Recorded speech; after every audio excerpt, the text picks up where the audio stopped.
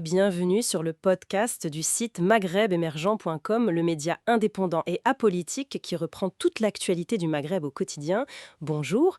Aujourd'hui, on va parler d'Air Algérie, plus précisément du renforcement de sa flotte. Il y a du nouveau, avec 15 avions qui arrivent très vite et puis d'autres en commande.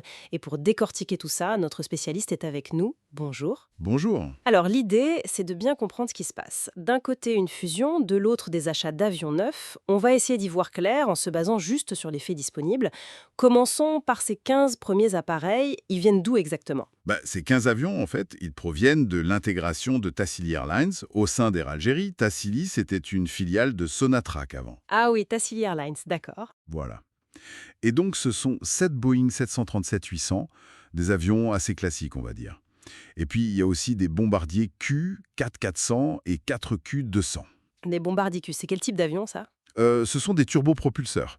Très utiles, en fait, et économiques pour les liaisons intérieures plus courtes. Moins rapides qu'un jet, bien sûr, mais bien adaptés pour ce type de réseau. D'accord. Donc une flotte qui vient renforcer Air Algérie surtout pour le domestique, si je comprends bien. C'est quoi l'objectif immédiat de cet ajout? Pourquoi maintenant? L'objectif premier, oui, c'est clairement de booster les capacités sur le réseau intérieur. Air Algérie avait besoin de ça pour mieux gérer le trafic, surtout l'été, pendant les pics d'affluence, quoi. Mhm. C'est une réponse assez directe à la demande, en fait. Et en même temps, il y a une opération de maintenance sur toute la flotte, l'ancienne et la nouvelle, pour que le plus d'avions possible soient prêts à voler. Logique, pour réduire les retards et tout ça, j'imagine. C'est ça.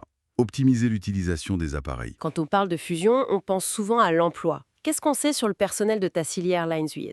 Alors, là-dessus, l'information qui a été donnée est assez précise. Tous les postes de l'ex-Tassili Airlines seraient conservés. La direction a vraiment insisté là-dessus. Ah, c'est un point important ça. Oui, pour assurer une transition, disons, calme et garantir une certaine stabilité sociale. D'ailleurs, l'enregistrement de la nouvelle entité fusionnée est fait. C'est acté administrativement. Bon, très bien pour la partie fusion et renforcement immédiat sur le domestique, mais vous disiez qu'il y avait autre chose, ce n'est pas tout. Exactement. Ça, c'est pour le présent, pour consolider l'offre intérieure. Mais Air Algérie prépare aussi la suite, avec une modernisation plus large. Et c'est là qu'on arrive au deuxième volet, la commande de 16 appareils neufs. 16 avions neufs. Mhm. Commandés où? Chez Boeing et Airbus. C'est une étape importante dans leur stratégie à plus long terme. D'accord. Et pour ces nouveaux avions, les bénéfices attendus, c'est quoi? Différent de l'intégration Tassili, j'imagine. Oui, là, on est plus sur l'amélioration de la qualité générale du service. L'idée affichée, c'est d'améliorer la ponctualité. Bon, les avions neufs sont souvent plus fiables. Oui, ça aide. Renforcer la sécurité opérationnelle aussi, évidemment. Et puis, améliorer le confort des passagers. Des cabines plus modernes, moins de bruit, ce genre de choses. Classique, mais important pour les clients. Tout à fait. Et d'ailleurs, pour accompagner ça, il y a une campagne de communication qui a été lancée mi-août, justement, pour parler de cette nouvelle offre. Ok, donc si on essaye de résumer tout ça, on a d'abord un renfort rapide avec les 15 avions de Tassili, surtout pour les vols intérieurs, et bonne nouvelle, sans perte d'emploi. C'est ça. Et ensuite, un investissement pour le futur avec 16 avions neufs de Boeing et Airbus pour moderniser et améliorer le service global. Voilà, vous avez bien résumé. C'est une stratégie en deux temps. Intégration pour le court terme et puis investissement pour le moyen et long terme. Ça positionne Air Algérie un peu différemment. Hmm. Ça stabilise le présent, mais ça prépare aussi l'avenir.